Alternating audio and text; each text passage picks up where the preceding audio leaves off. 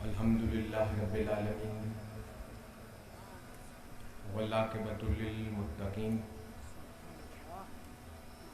वस्सलातु वस्सलामु अला सय्यदिल अंबिया वल मुरसलीन व अला आलिहि व अस्हाबिहि व औलियाए उम्मतिहि अजमाइन। अम्मा बाद फ़अऊज़ु बिल्लाहि मिनश शैतानिर रजीम बिस्मिल्लाहिर रहमानिर रहीम। इल्लल्लज़ीना आमनू व अमिलुस सालिहात फ़लहुम अज्रुन गैरु ममनून। सदक़ल्लाहुल अज़ीम व सदक़ रसूलुहुन नबियुल करीमुल अमीन व नहनु अला ज़ालिका लमिनश शाहिदीन व शाकिरीन वल्हम्दुलिल्लाहि रब्बिल आलमीन। मैं निहायत मशहूर हूँ जनाब स्टेट सेक्रेटरी साहब का कि उन्होंने मुझे जिस मोहब्बत और इज़्ज़त से नवाजा है, जितने अलकाबात उन्होंने मेरे नाम के साथ लगाए, मैं तो अपने आप को इस काबिल नहीं समझता, बल्कि आज के दिन और आज की इस बज़्म में हम सब सवाली हैं। सुभान अल्लाह। ना कोई पीर है, ना कोई आलिम है, ना कोई मुफक्किर है, ना कोई कुतब है, ना कोई अबदाल है। वाह क्या कहने। हम सब अदना से सवाली हैं। और सवाली किस दाता के हैं? जिस दाता का नाम अब्दुल्ला शाह है। सुभान अल्लाह। और अगर उस दाता क्या सवाली उसकी नजर करम की और उसके फैज़ के हैं, और अगर हजूर ने नजर करम फरमा दी, जिसका कि मुझे यकीन है और मेरा अकीदा है और मेरा ईमान है कि हजूर हमारे गुनाहों और खताओं को नहीं देखेंगे, बल्कि हम पर नजर करम फरमाएंगे। और उन्हीं की नजर करम से मैं कुछ गुजारिशात करूंगा और उन्हीं की नजर करम से आप सुनेंगे।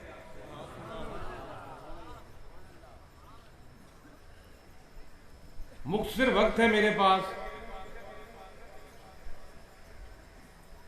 तवील तवहीद नहीं बांध सकता, तवील मौजू की तरफ नहीं जा सकता।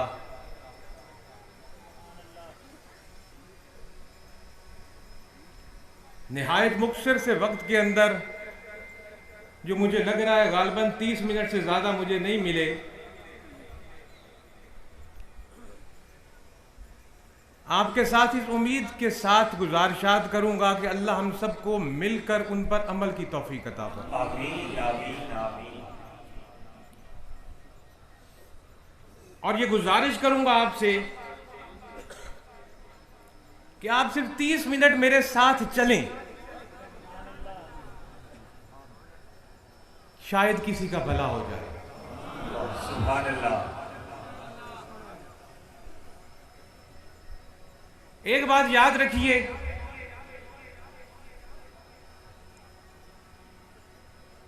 जिक्र का मज़कूर के बगैर कोई वजूद नहीं होता।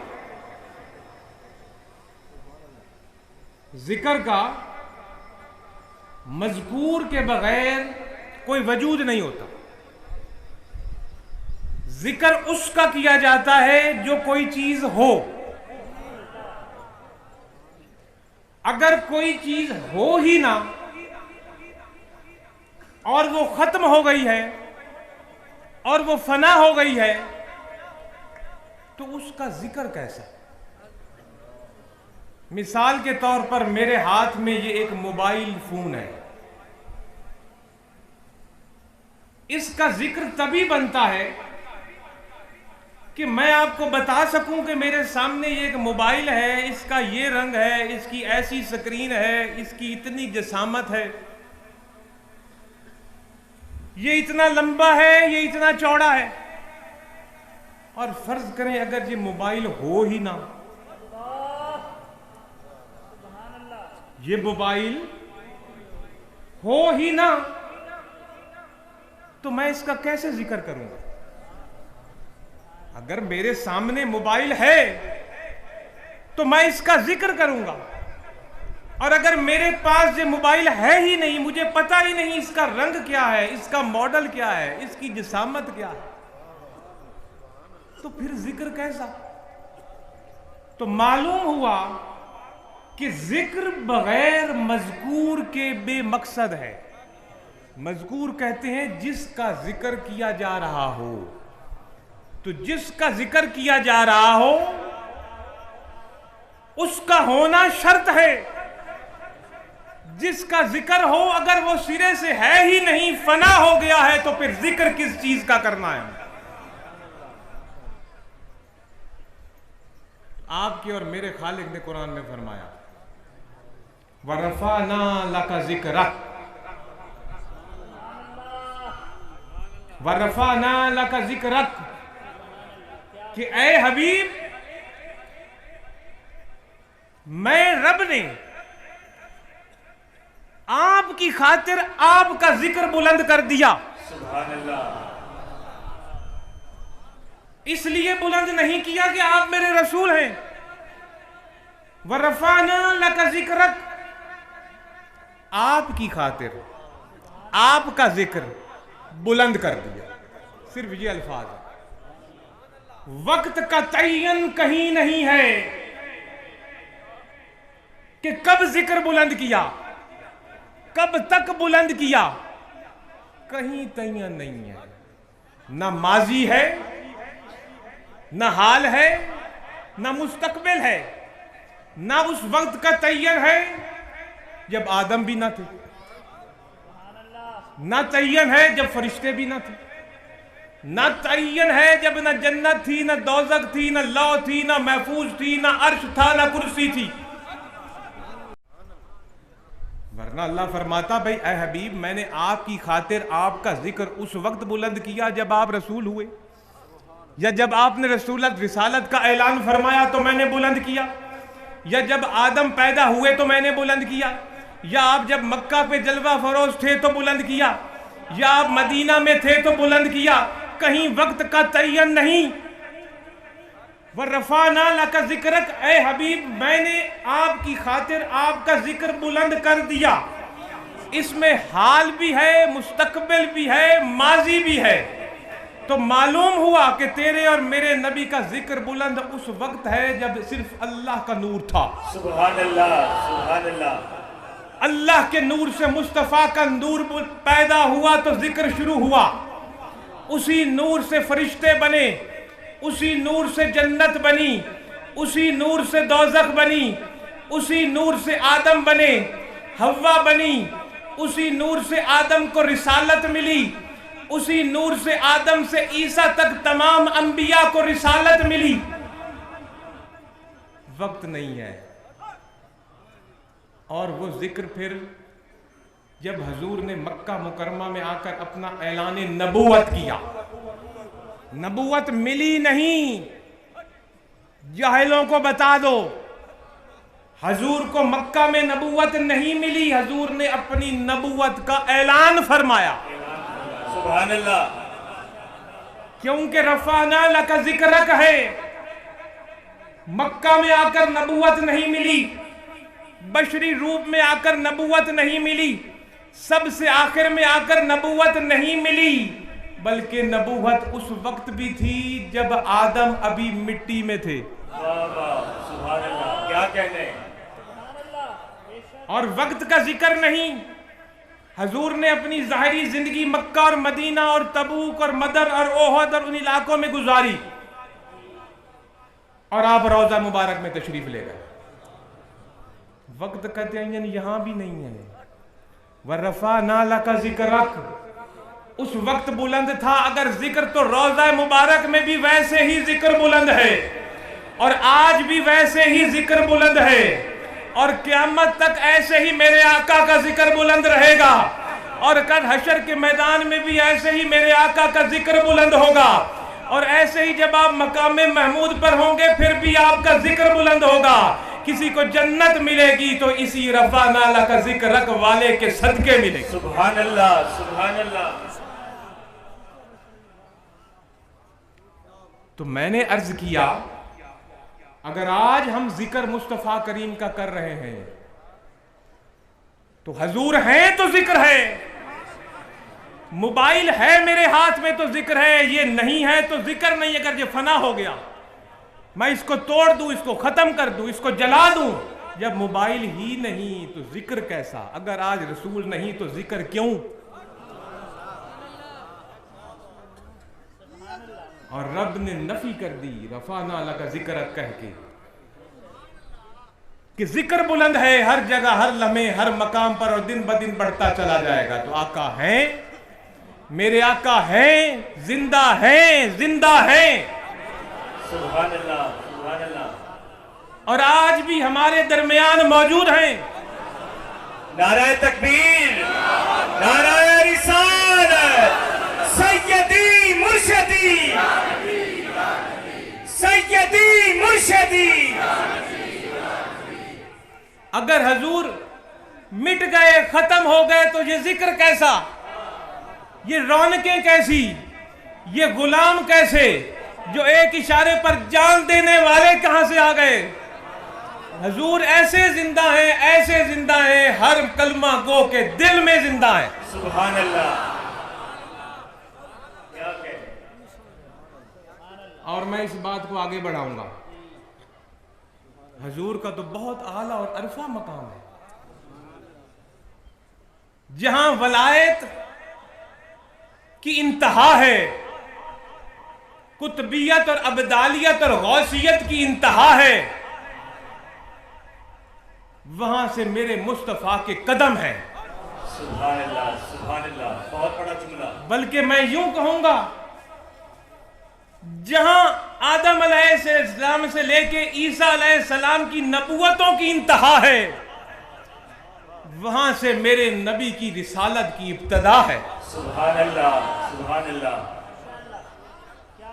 हजूर का तो बहुत बुलंद मकाम है। मैं तो ये कहूंगा, हजूर के ये गुलाम भी जिंदा है। अगर जिंदा नहीं तो आप और मैं क्यों हैं? क्यों ये रौनकें लगी हुई हैं जब कुछ है ही नहीं? जब अब्दुल्ला शाह फना हो गए हैं तो फिर आप और मैं यहां क्या तमाशा लगा के बैठे?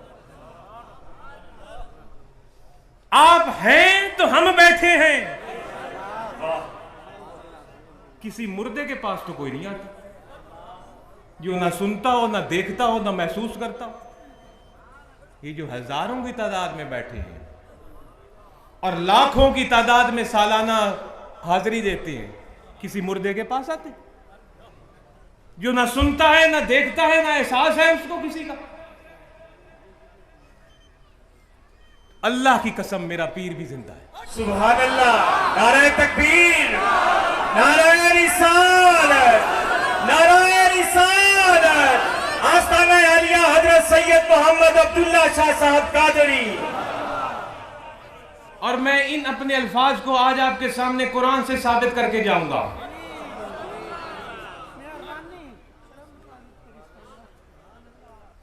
कुरान में रब ने फरमाया, फज़कुरूनी अज़कुरकुम।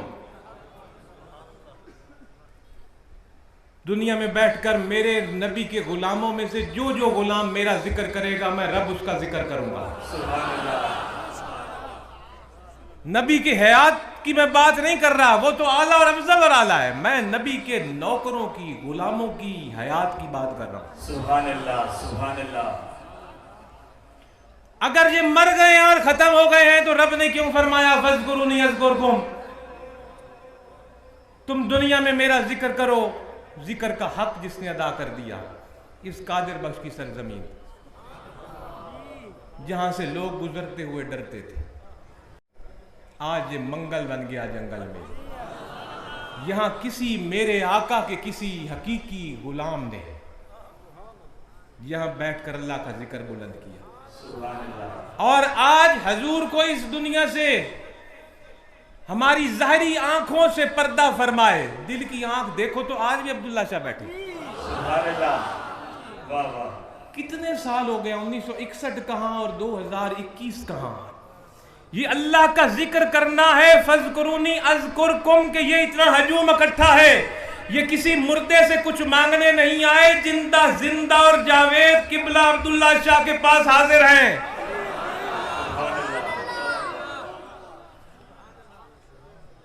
ऐसे ही किसी के मज़ारों पर हजूम नहीं लग जाते, लोग नहीं इकट्ठे हो जाते, वो होते हैं तो जिक्र होता है।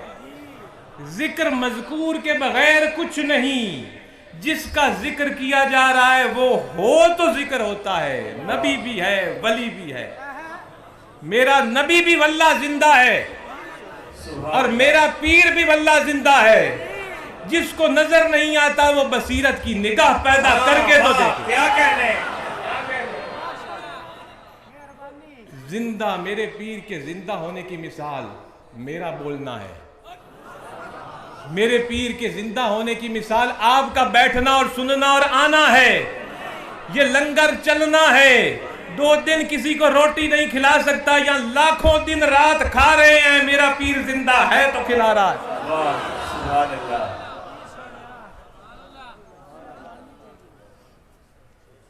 कुरान में तेरे और मेरे रब ने इरशाद फरमाया, इल्लल्लज़ीना आमनू व अमिलुस सालिहात फलहुम अजरुन गैर ममनून। जो ईमान लाए और उन्होंने अमले साले किए, उनकी तो शान ही अलहदा है। उनको अल्लाह ने वो अजर दिया जो गैर ममनून है। इसकी वजाहत करने से पहले मैं थोड़े से इस कुरान की आयत से पहली आयतों में आना चाहता हूं, क्योंकि अल्लाह ताला ने ये अल्फाज इरशाद फरमाए, इल्लल्लज़ीना आमनू व अमिलुस सालिहात फलहुम अजरुन गैर ममनून। इससे पहले तेरे और मेरे रब ने चंद चीजों की कसमें खाई। अल्लाह का तो हर कलाम ही हक है, और जब वो कोई बात कसम उठाकर करे तो फिर उसकी शान ही अलहदा है। अल्लाह रब्बुल इज्जत ने कसम खड़ाई, वत्तीन व ज़ैतून, मुझे तीन और जैतून की कसम। अगर इसका लफ्जी माना ले लिया जाए तो तीन कहते हैं अंजीर को, अंजीर वाला अंजीर जो फल है वो, और जैतून कहा जाता है जो जैतून का फल है, और दोनों बहुत सेहत के लिए मुफीद हैं। जो हकीम या डॉक्टर बैठे हैं बखूबी जानते हैं कि अंजीर और जैतून जो शख्स अपनी डाइट में यूज़ करता हो वो बहुत सेहतमंद रह सकता है और बड़े अरसे तक जवान रह सकता है। बूढ़ेपे के असरात बहुत कम आते हैं उससे। और अगर इस तीन और जैतून के माने का जो मफहूम मुख्तलिफ उलमाए कराम ने और तारीख दानों ने निकाला, यहां तीन और जैतून की कसम है, फिर तूरे सीना की कसम है, फिर हाजा बलदिल अमीन की कसम है। और इन चारों जगहों को अल्लाह ताला के जलीलुल कदर अंबिया के ऐसे मकामात से हैं जहां उनका ज़हूर हुआ। तीन और जैतून से मुराद, तीन से मुराद दमिश्क का इलाका है, और जैतून से मुराद बैतुल मक़दस है, क्योंकि दुनिया का बेहतरीन अंजीर और बेहतरीन जैतून इन दोनों इलाकों में होते हैं। और 1400 साल पहले अरब, जिस कुरान जिन अरबों को मुखातिब था, वो इतने तरक्की याफ्ता नहीं थे कि उनसे ऐसी गुफ्तगू, लिहाजा उनको अंजीर और जैतून कहकर उन इलाकों की तरफ तवज्जो दी गई जिससे वो समझ गए कि ये दमिश्क और फलस्तीन के इलाके हैं, जहां पर हजरत इब्राहीम अलैहिस्सलाम से लेकर ईसा अलैहिस्सलाम तक अल्लाह के लाखों नबी जलवागर हुए। सुभान अल्लाह, सुभान अल्लाह। रब ने फरमाया मुझे इन तमाम इलाकों की कसमें जहां मेरे महबूब जलवागर हुए, तबलीग की, और इन तमाम अंबिया के मज़ारात भी यहीं दमिश्क और उसके सराउंडिंग एरिया और जनाबे वाला बैतुल मक़दस के इर्द गिर्द हैं, लाखों की तादाद में नबियों के मज़ारात इन्हीं जगहों पर। रब ने इन जगह कसम उठाई। और तूर सीनीना, ये वो पहाड़ है जहां आदम जहां मूसा अलैहिस्सलाम को रब ने नबूवत अता फरमाई और अल्लाह से हम कलाम हुए। तो रब ने कहा मुझे इस पहाड़ की कसम जहां मेरा कलीम आया मुझसे बात करने। वाह, सुभान अल्लाह। और आखिर में रब ने कसम उठाई वहाज़ा बलदिल अमीन, मुझे इस शहर मक्का की कसम, वो मक्का मुअज़्ज़मा, दुनिया में सबसे अफजल शहर, आला मकाम, अल्लाह ने उसकी कसम उठाई। कि उस वक्त की बात है जब मदीना मुनव्वरा नाम की चीज दुनिया में नहीं थी, वो यसरब था जब ये कुरान की आयत नाज़िल हुई। हजरत इब्राहीम और इस्माइल ने इसकी बुनियाद रखी शहर की, और रसूलुल्लाह सल्लल्लाहु अलैहि वसल्लम की इस शहर में पैदाइश से 4 चांद इस शहर को लगे। अल्लाह ने यहाँ कसम उठाई उस शहर की, और कसम उठाकर फरमाया लक़द ख़लक़नल इंसान फ़ी अहसन तक़वीम सुम्मा रददनाहु अस्फ़ला साफ़िलीन, मैंने इंसान को अपनी चाहत के साथ और मान के साथ बड़ा ही खूबसूरत बनाया। उसमें अपनी रूह फूंकी और उसको अपनी नूरी मखलूक फरिश्तों के सामने जलवागर किया और फरमाया सजदा करो इसको ताज़ीमन। अब अगर खूबसूरत नहीं था इंसान तो नूरी मखलूक ने सजदे क्या करने थे? ताज़ीमन सजदा करवाया। ताज़ीमन सजदा करवाने के बाद जिसने ना किया वो जो बना आपके सामने है।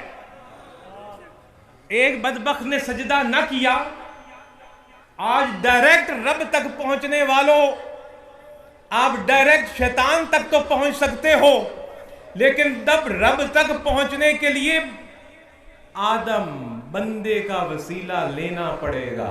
सुभान अल्लाह, सुभान अल्लाह। अल्लाह ने सजदा करवाया और फरमाया बनाया तो मैंने बहुत खूबसूरत था और आजमाइश के लिए इस दुनिया में भेज दिया। आजमाइश के लिए इस दुनिया में भेज दिया। जो इस दुनिया की आजमाइश में गर्क हो गया, था तो खूबसूरत, जब मां के पेट से आया खूबसूरत था, दीन फितरत पर था। जब इस दुनिया में गर्क हुआ, दुनिया की ख्वाहिशात के पीछे पड़ा, अपने नफ्स के पीछे पड़ा, तो रब फरमाते हैं मैंने उसको सुम्मा रददनाहु अस्फला साफिलीन कर दिया। ऐसा सल्फ किया, इतना घटिया कर दिया कि जानवर उससे अच्छे हो गए, वो जानवरों से भी बदतर हो गए।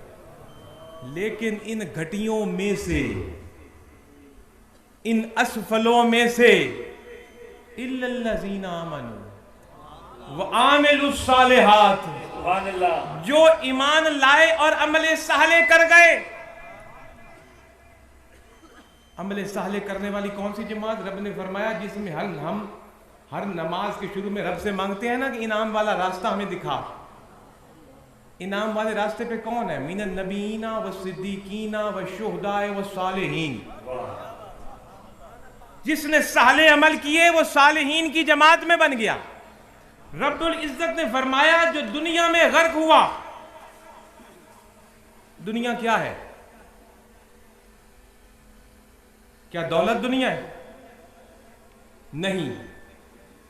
क्या ओहदे दुनिया है? नहीं। क्या औलाद दुनिया है? नहीं। क्या अच्छी अच्छी कीमती सवारियां दुनिया है? नहीं। अच्छे और कीमती लिबास पहनना दुनिया है? नहीं। दुनिया हर वो चीज है जो आपको अल्लाह से गाफिल करे, चाहे वो जिस रूप में भी आए। अगर दौलत इस रूप में आए कि अल्लाह से गाफिल करे तो फिर दुनिया, अगर औलाद इस रूप में आए कि अल्लाह से गाफिल करे तो फिर दुनिया, अगर ओहदे और मर्तबे इस हिसाब से आए कि अल्लाह की जात से गाफिल करें तो फिर दुनिया, और अगर नमाज भी इस तरीके से आए कि रियाकारी की सूरत में आए तो वो भी दुनिया, और अगर रोजा भी इस सूरत में आए कि लोग मुझे रोजेदार कहें तो रोजा भी दुनिया, और अगर हज इस सूरत में आए कि लोग मुझे हाजी कहें तो हज भी दुनिया, और अगर ज़कात और सदकात और खैरात इस रूप में आए कि लोग मुझे सखी कहें तो ज़कात और सदकात और खैरात भी दुनिया। और लेकिन अगर मालो दौलत इस तरह आए जैसे अब्दुल रहमान बिन औफ के पास आया, तो क्या उस सहाबी रसूल को हम दुनियादार कहेंगे? और अगर मालो दौलत और तिजारत और करोड़ों अरबों की तिजारती काफिले उस रूप में आए जैसे उस्मान गनी के पास आए, तो क्या उसको हम दुनिया कहेंगे? क्या उस्मान गनी दुनियादार है? और अगर बादशाही और दौलत और ताकत और फौजें सुलेमान अलैहिस्सलाम के पास जिस रूप में आई जो अल्लाह के रसूल थे, तो क्या हम कहेंगे रसूल दुनियादार है? नहीं, जो चीज भी इस रूप में आए कि खालिक से दिल की तार को तोड़ दे वो दुनिया है।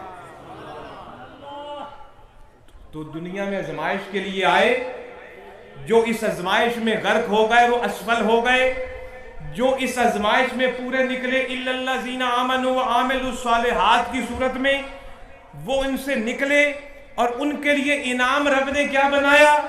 उनके लिए इनाम रब ने बनाया गैरुल ममनून, कि ऐसा अजर जिसको मुनकता करना नहीं है। सुभान अल्लाह। वो अजर रब ने कहा मैं सालिहीन को दे रहा हूं जिसका ताल्लुक मुनकता नहीं हो रहा अजर देने का। अब मैं आपसे पूछता हूं, अगर अजर खत्म होने वाला नहीं तो जिनको अजर दिया जा रहा है क्या वो खत्म हो गए? क्या कहते हैं? वाह वाह, बहुत आला। मेरे इस अल्फाज पर गौर कीजिए। सालिहीन को अजर मिल रहा है, शुहदा को अजर मिल रहा है, सिद्दीकीन को अजर मिल रहा है, अंबिया को अजर मिल रहा है। कौन सा अजर इनको कुरान के इन अल्फाज के मुताबिक मिल रहा है? जो गैरुल ममनून है, कि अजर मुनकता नहीं। अब अजर तो मुनकता हो नहीं रहा, तो क्या जिनको अजर दिया जा रहा है वो खत्म हो गए? यहां भी कोई वक्त का तयन नहीं कि अजर दुनिया में दे रहा हूं, कब्र में दे रहा हूं, हशर को दूंगा, क़यामत को दूंगा, कब दूंगा? अजरुन गैरु ममनून। इस दुनिया में भी अजर जारी, मजार में भी अजर जारी, आलमे कब्र में भी अजर जारी, हशर के दिन भी अजर जारी, हौज़े कौसर पर भी अजर जारी, सिदरतुल मुंतहा पर भी अजर जारी, पुल सिरात पर भी अजर जारी, जन्नत के दरवाजों पर भी अजर जारी, जब मीज़ान खड़ा किया जाएगा उस वक्त भी अजर जारी। अगर अजर नहीं मुक सकता तो जिसको अजर दिया जा रहा है वो कैसे मुक गया? ये मैंने शुरू में आपसे अर्ज किया, इस कुरान के लफ्ज़ से साबित हो गया कि मेरा पीर जिंदा हो जावेद है। नारा तकबीर, नारा रिसालत, नारा रिसालत, सैयदी मुर्शदी, सैयदी मुर्शदी, आस्ताने आलिया हजरत सैयद मोहम्मद अब्दुल्ला शाह साहब कादरी। अजरुन गैर ममनून, मेरे पीर को अजर गैर ममनून मिला हुआ है। ऐसा अजर है जो मुनकता ही नहीं हुआ। तो फिर उसके इस दुनिया से पर्दा फरमाने के बाद जब अजर मुनकता नहीं हुआ तो उसकी हयात कैसे मुनकता?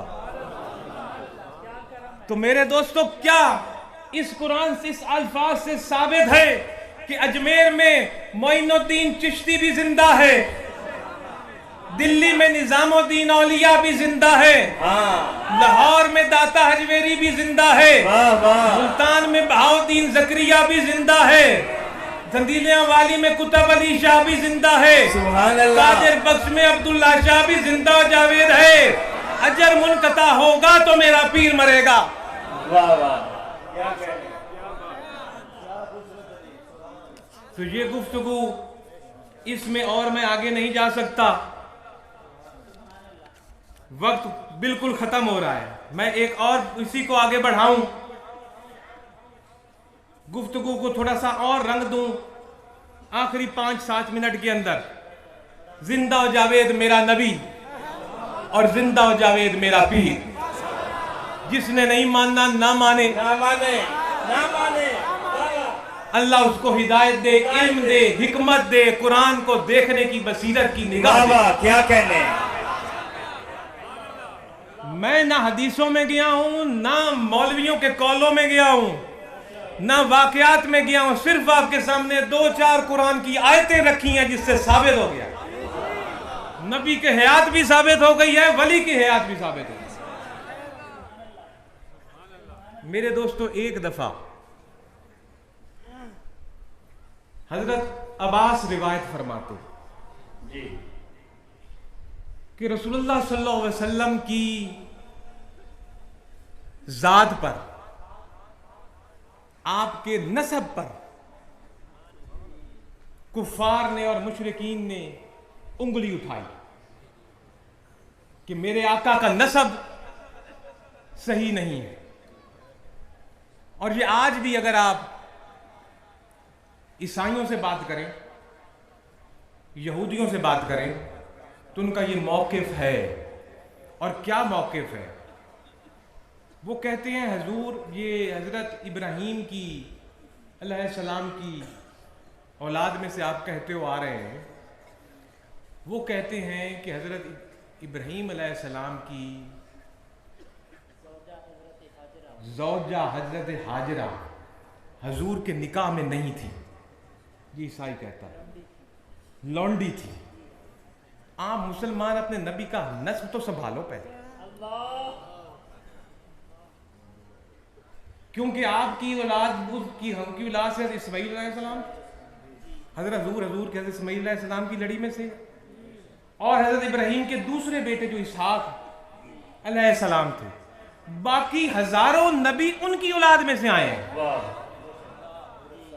हजरत इब्राहीम से लेकर हजरत ईसा तक जितने नबी आए, सारा हजरत सारा जो उनकी दूसरी बेगम थी उनकी औलाद में से आए। लेकिन तेरे और मेरा नबी बीबी हाजरा की बतन से, उस लड़ी में से आए। वो कहते हैं ये उनकी बीवी नहीं थी, ये लौंडी थी। जो बीवी थी वो तो हमारे नबी मूसा आए तो उससे, ईसाई कहते हैं ईसा आए तो उस नबी से। आप अपने नबी का हस्ब और नस्ब तो संभालो, फिर हमसे बात करो। ये आज भी अगर आप किसी यहूदी से गुफ्तगू करें तो वो शुरू यहीं से करता है, ये हिंदू सिख ये तो हमारे पाए के लोग ही नहीं है, इनसे तो गुफ्तगू ही नहीं की जा सकती, इनके तो पास बेस ही कोई नहीं है। यहूदियों के पास बेस है, इल्हामी किताब है उनके पास, उनके साथ गुफ्तगू किसी इल्मी तरीके से की जा सकती है। क्रिश्चियन के पास, वो भी नबी को मानने वाले हैं, उनसे भी गुफ्तगू इस तरीके से होती है, क्योंकि अल्लाह की बात उनसे नहीं हो सकती।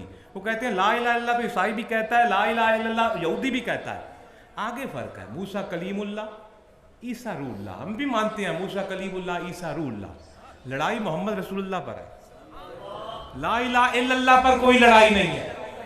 जो पूरी जिंदगी ला इलाहा इल्लल्लाह करता रहे, रब की बारगाह में नहीं पहुंच सकता, क्योंकि ला इलाहा इल्लल्लाह पे लड़ाई नहीं है। लड़ाई तो है मोहम्मद रसूलुल्लाह के लफ्ज में। ये हजरत अब्बास ने हजूर को आकर फरमाया कि इस तरह आप पर बात हो रही है। मैं 5 मिनट में कोशिश करता हूं खत्म करने की।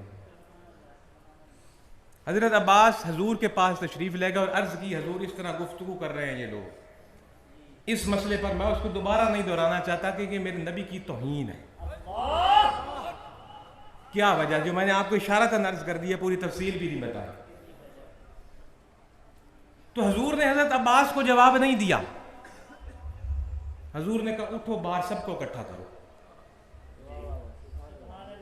भाई सवाल हजरत अब्बास ने किया है, जवाब भी उन्हीं को दे देते हजूर और हम तक एक हदीस पहुंच जाती।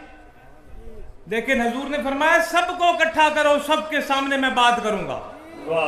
ये आज की बात नहीं, ये क़यामत तक मेरे नस्ब पर बात होगी और मैं उसको मजमे में खड़े होकर क्लियर करूंगा ताकि तुम मुसलमान जवाब दे सको। तो नबी सल्लल्लाहु अलैहि वसल्लम मिंबर पर खड़े हुए और आपने पहला लफ्ज इरशाद फरमाया, मैं कौन हूं। हुजूर नबी पाक सल्लल्लाहु अलैहि वसल्लम ने खुद इरशाद फरमाया, मैं कौन हूं। और फिर आपके बाद उसके बाद आगे ने मजीद खुद ही जवाब दिया मैं मोहम्मद बिन अब्दुल्ला हूं। मोहम्मद रसूलुल्लाह का लफ्ज इस्तेमाल आपने नहीं किया, क्योंकि लड़ाई यही थी। आप मिंबर पर चढ़े और आपने फरमाया मैं कौन हूं, और फिर खुद ही उसका जवाब दिया, मैं मोहम्मद बिन अब्दुल्ला बिन अब्दुल मुतलिब हूं, कि अब्दुल्ला का बेटा और अब्दुल मुतलिब का पोता। और फरमाया अल्लाह ने मखलूक को पैदा किया और मुझे इनमें से अच्छों में से बनाया, फिर इन अच्छों को दो जमातों में किया तो मुझे अच्छे फिरके में बनाया। कई कबीले किए और मुझे अच्छे कबीलों में बनाया, और फिर इन अच्छों में से कई अच्छे घर किए और मुझे अच्छे घरों में बनाया। आपका शाखा अल्लाह ने अरब व अजम बनाए, अजम से अरबी को अफजल दी और मुझे अरबी बनाया। अल्लाह ने बनु कुरैश कबीले में मुझे बनाया, जो कि अरब का सबसे बड़ा कबीला था, सबसे बड़ा खानदान था, और कबीले के भी, कुरैश के भी कई खानदान थे आगे। फरमाया मुझे फिर बनु हाशिम में बनाया, और आपने अपनी सारी की सारी चीज बनाकर अपना नस्ब लोगों के सामने रख दिया। आज इसी नबी पाक की सुन्नत को अदा करते हुए मैं आपके सामने अपने पीर का हसब और नसब रखने लगा हूं। किसका हसब और नसब? अपने पीर हजरत सैयद मोहम्मद अब्दुल्ला शाह रहमतुल्लाह अलैह का। इसलिए रखने लगा हूं कि कोई ऐसे लोग हैं जिन्होंने आप पे नसब पर बात की। मेरी इस वजाहत के बाद अगर उनके पास कोई जवाब हो तो आके मुझसे बात करें। जो हलाली होता है, जो हलाली होता है वो सामने बात करता है, पीठ पीछे बात नहीं करता। या तो वो हलाली नहीं या फिर सामने नहीं आता। और मैं सामने, हजारों के सामने अपने पीर की नस्ब का, हसब का जिक्र करने लगा हूं, और इसमें मैं मशकूर हूं हिज़्बुर रहमान इस्लामिक एकेडमी के तमाम उलमा कराम का, दीगर असातिज़ा का, और बाकी हर उस फर्द का जिसने इस तहकीक में मेरा साथ दिया। सुभान अल्लाह। और इस तहकीक में जो कि चकवाल, रावलपिंडी, इस्लामाबाद, एबटाबाद, मानसेहरा, कश्मीर, मशहद, कुम, काज़मैन, बगदाद, नजफ और करबला और मदीना, इन तमाम जगहों से तहकीक करके लाखों रुपए खर्च करके ये हस्ब और नस्ब मेरे हाथ में है। नारे तकबीर, नारे रिसालत, आस्ताने आलिया हजरत सैयद मोहम्मद अब्दुल्ला शाह साहब कादरी।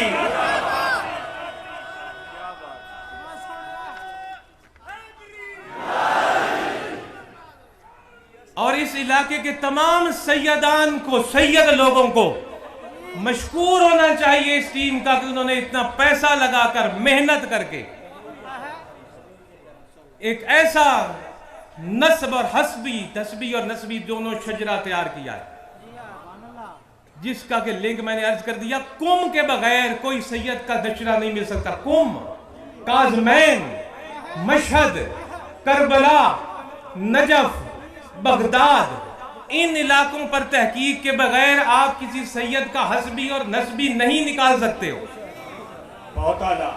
क्योंकि हर लड़ी वहीं से आ रही है, हर लड़ी मौला अली से शुरू हो रही है, हर लड़ी बीबी फातिमा के बतन से पैदा होने वाले दोनों शहजादों से शुरू हो रही है।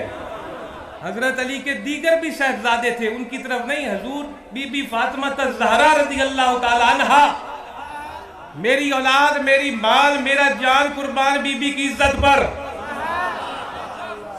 और हमारी मां पर कोई मौलवी उठकर बात करे कि बीबी खता पर है, मैं लानत भेजता हूं ऐसे मौलवी पर।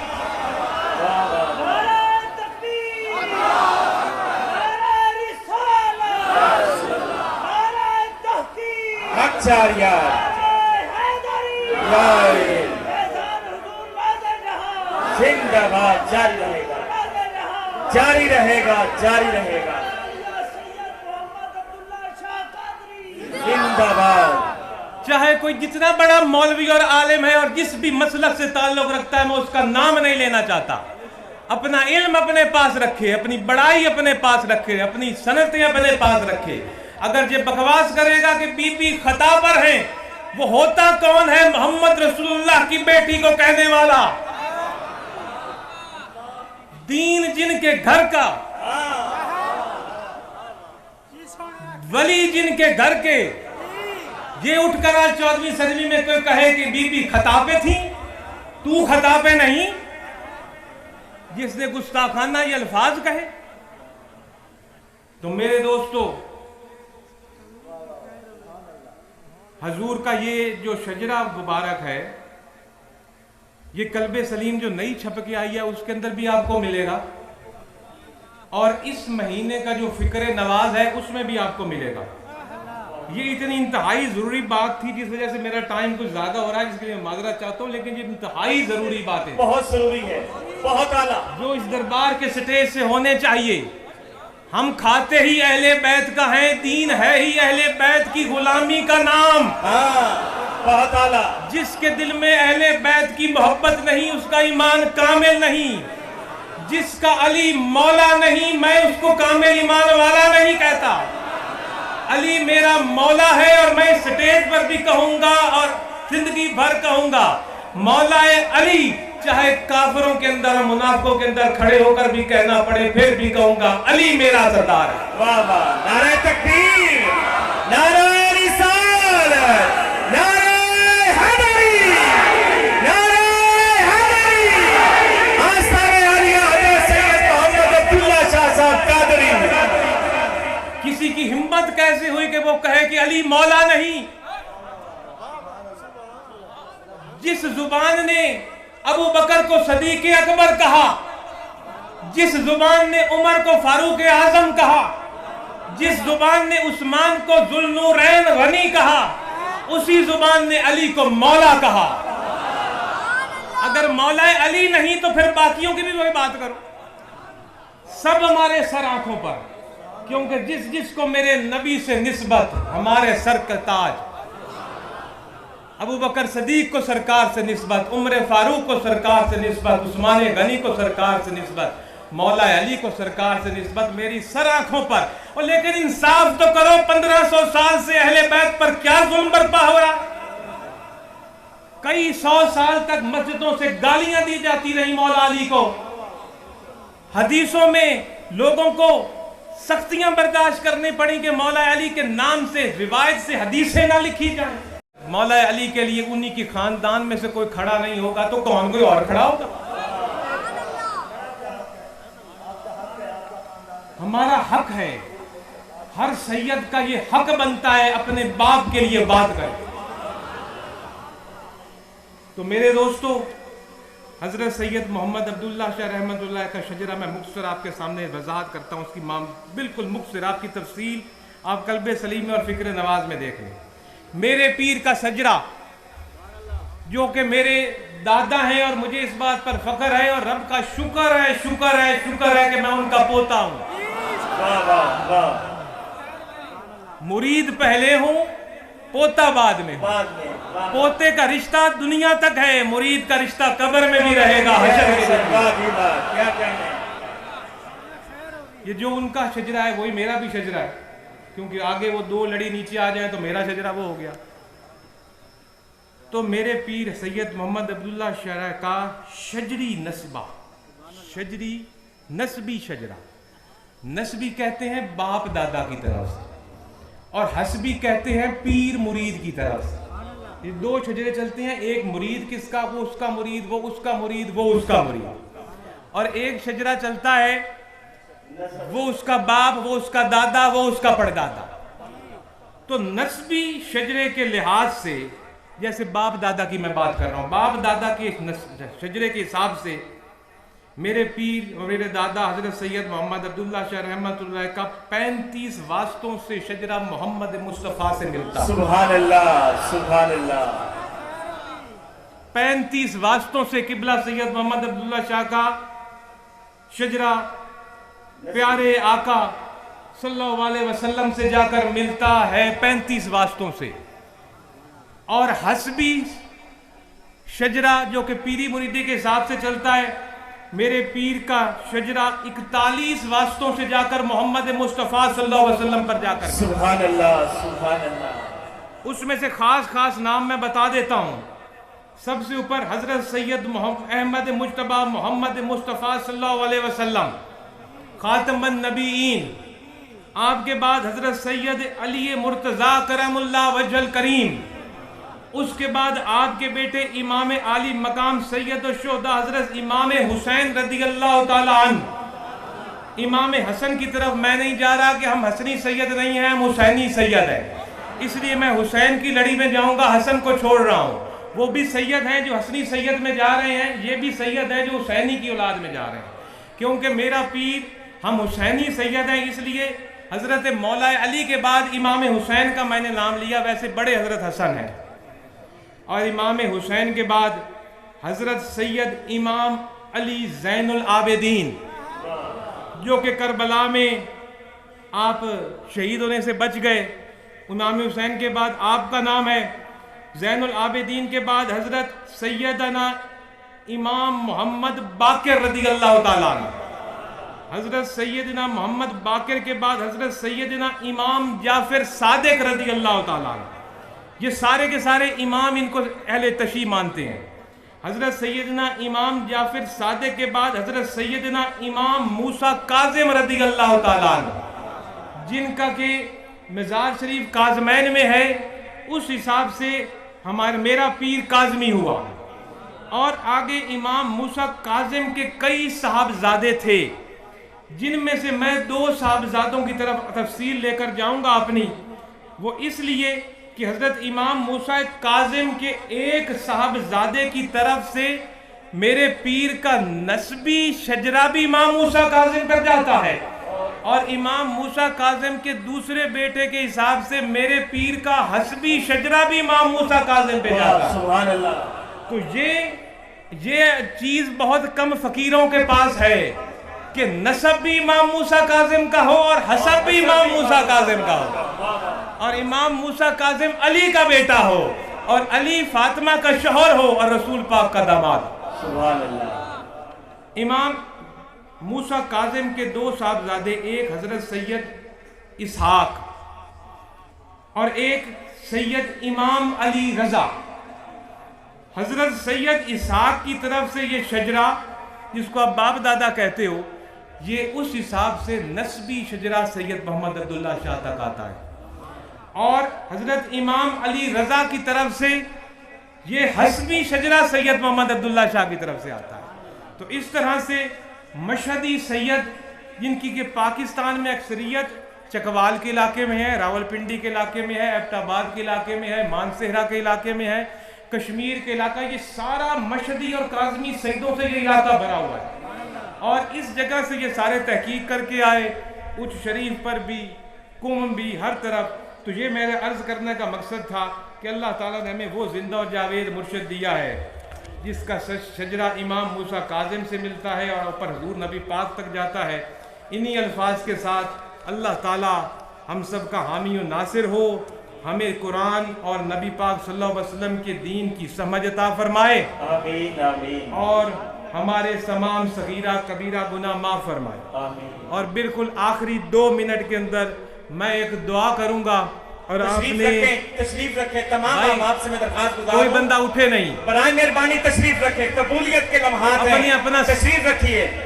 अपना सारा फैज बर्बाद करके चले जाओगे। जो अब महफिल छोड़ के चला गया इस दुआ की महफिल को, जितना भी फैज किबला का है वो रुक जाएगा। आता आया पूरी इतनी देर बैठ गई हो तो 5 मिनट में कोई मर रहा है बैठने से। और तो जनाबे कोई बंदा अपनी जगह से ना हिले जब तक कि खत्म की दुआ ना हो जाए। वाह। तो मेरे मोहतरम पीर भाइयों, मैं एक दुआ मांगता हूँ दिल की गहराइयों से, और आपने उस पर आमीन कहना। सुभान अल्लाह। बाकी इसके बाद फिर ख़त्म होगा, और ख़त्म के बाद फिर दुआ मौलाना साहब मांगेंगे। मैं दुआ ये मांगूंगा कि दुआ कीजिए कि अल्लाह ताला हजरत सैयद मोहम्मद सिराज शाह जो सजादा नशीन है इस दरबार के, आपकी साहबजादी को सेहत दे। आमीन, अल्लाहुम्मा आमीन। वो मेरी भी बेटी है, अल्लाह ताला उसको सेहत कामला दे। अल्लाह ने बड़ी मेहरबानी की, उसकी सेहत पहले से काफी बेहतर है अल्हम्दुलिल्लाह। मैंने ये खुद दुआ इसलिए मंगाई कि वो फिर और बात होती है दुआ की, वो कोई मौलवी मंगाए तो और बात, इसलिए तमाम हजरात से मेरी गुजारिश है कि दुआ करें अल्लाह ताला हजूर की साहबजादी को सेहत कामला दे। आमीन आमीन और हम लोगों को आजमाइश से बचाए। आमीन। इस उर्स के सदके, लंगर के सदके, आप लोगों के आने के बैठने के सदके आमीन। अल्लाह ताला हमारी दुआ को कबूल फरमाए। आमीन। वसल्लल्लाहु ताला अला खैर खल्क़ि मोहम्मद व आलिहि व सहाबिहि अजमईन।